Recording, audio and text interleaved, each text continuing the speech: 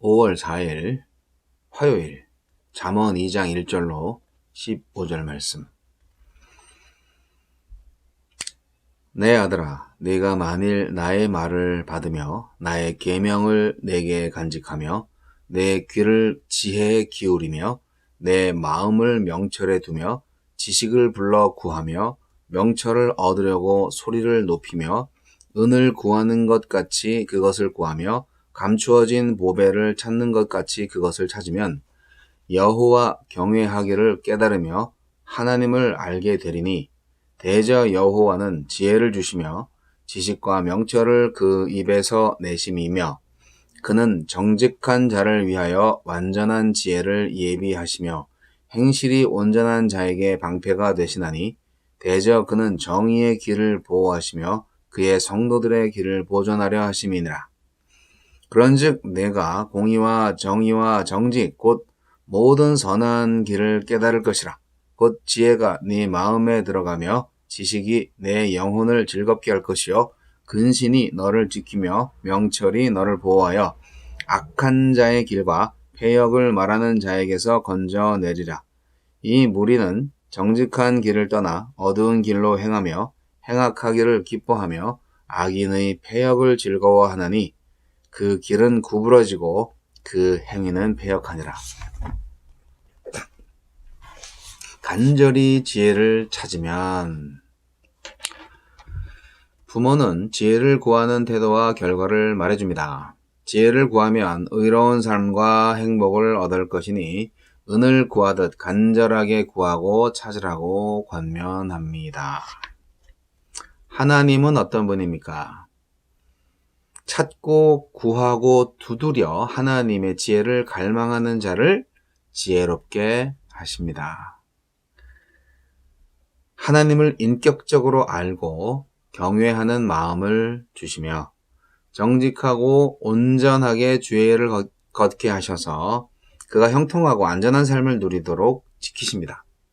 고난 없는 삶은 아닐지라도 어리석음으로 고난을 자초하는 삶은 피하게 하실 것이며 넘치는 번영은 아닐지라도 때를 따라 주어지는 은혜에 감사하며 하나님의 공의를 따르도록 지켜주실 것입니다. 지혜로운 자가 된다는 것은 지혜이신 하나님을 닮아서 그분처럼 정의와 공의와 공평, 즉 선하신 하나님의 질서와 성품에 따라 분별하고 행동할 수 있는 사람이 된다는 것입니다.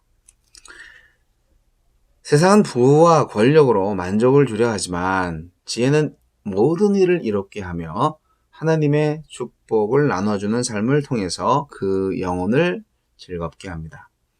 정욕은 그 끝을 모르고 파멸과 노예의 삶으로 우리를 이끌지만 지혜는 근신, 즉 신중함과 명철을 통해서 우리를 보호해 줍니다. 우리 안전을 세상 지혜나 소유, 사람한테 맡기지 말고 하나님의 지혜에 맡기십시오. 지혜가 주는 분별력으로 악한 길과 배역을 말하는 자의 길, 구부러지고 파괴적인 악인들의 길에서 벗어나 정직한 자의 길을 걷는 안목을 얻게 될 것입니다. 말씀에 겸허하게 귀를 기울일 때 탐욕을 정당화하는 이념으로부터 해방돼서 하나님 나라의 자유와 안식, 샬롬의 질서가 깃든 나라와 교회로 회복될 것입니다. 우리에게 주시는 교훈은 무엇입니까? 하나님의 지혜는 어디서든 보고 듣고 얻을 수 있지만 우리가 그 지혜의 가치를 알고 그것을 적극적으로 받아 간직하고 귀 기울이며 지혜가 부르는 소리에 소리 높여 화답할 때 우리 것이 될 것입니다. 그러니 은을 구하는 심정으로 구하고 숨은 보화를 찾듯이 찾아야 합니다. 그것은 하나님의 뜻을 구하는 마음이요 하나님이 일하시는 방식을 고민하는 태도이며 혼탁한 세상에서 나의 무지와 한계를 인정하고 순결하면서도 지혜로운 하나님의 길을 묻는 겸손함입니다. 지혜의 신비로 가득 찬 인생을 창조주의 안목으로 볼 수 있는 눈을 달라고 간구합시다. 주님, 지혜를 갈망하여 시대를 분별하는 눈과 주님의 마음을 회복하게 하소서.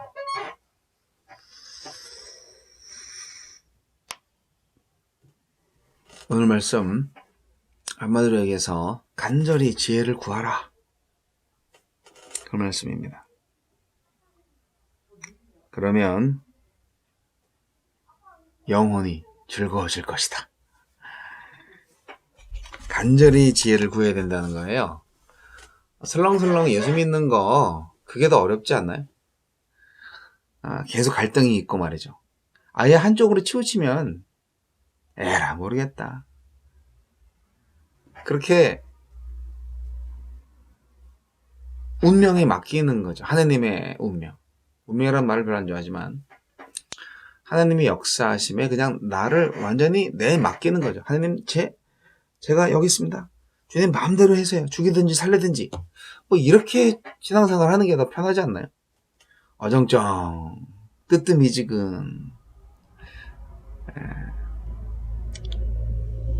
지혜도 그렇습니다. 하나님이요 지혜로 나옵니다. 지혜가 하나님이에요.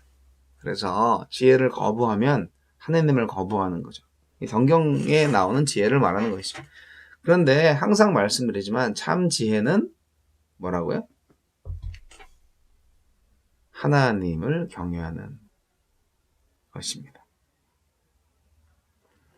그러니까 지혜 이퀄 하나님 경외 딱 이렇게 말할 수는 없지만 그렇게 개념적으로 이렇게 만드는 것을 너무 좋아하지 마시고요. 지혜로운 자는 하나님을 경외하는 자입니다. 너무 많이 말씀드리죠. 그런데 하나님을 경외하는 자는 결국 의로운 자가 되는 것이고 구원받는 자가 되는 거예요.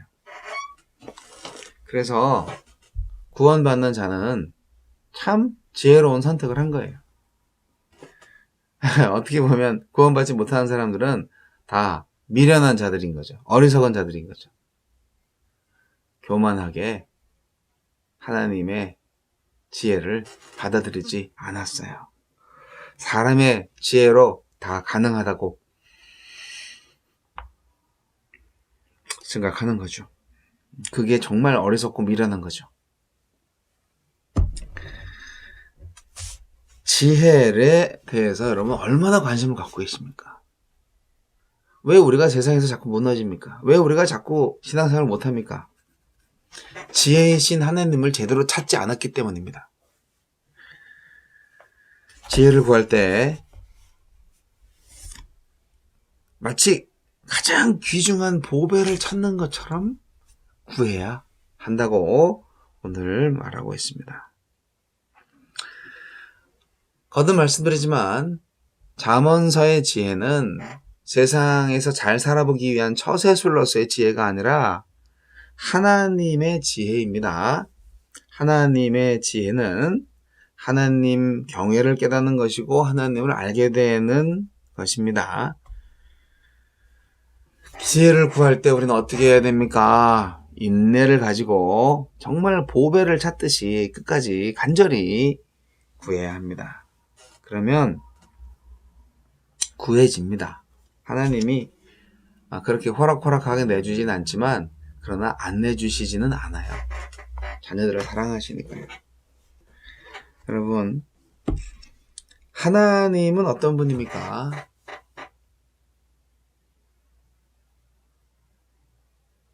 의로우신 분이고 사랑이신 분인데 의와 공평이 그 보좌의 기초라고 시편 기자가 말하는 것처럼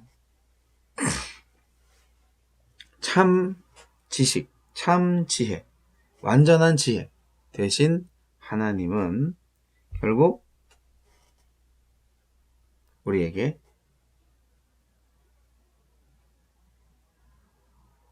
참 지식을 주십니다. 그것은 바로 하나님을 아는 지식이에요. 세상 지식이 아니고. 저는 그래서 행복합니다. 하나님을 알고 있으니까요. 물론 100% 다 알진 못해요. 계속 알아가고 있어요. 여러분, 하느님의 지혜, 곧 진리를 깨달은 자의 삶이 어떻습니까? 네. 마음 깊은 곳에서부터 평안과 안정감이 있어요. 바둥바둥 살지 않아요.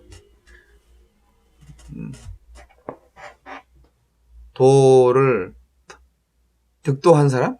네. 인생을 다 아는 사람? 통달한 사람? 네.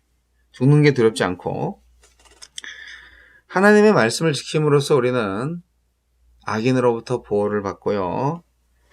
악한 자와 함께 길을 걷지 않습니다. 악한 자와 함께 길을 걷는 이유를 아시나요? 악한 자인 줄 몰라서 그래요. 아니면 본인이 악한 자가 되거나.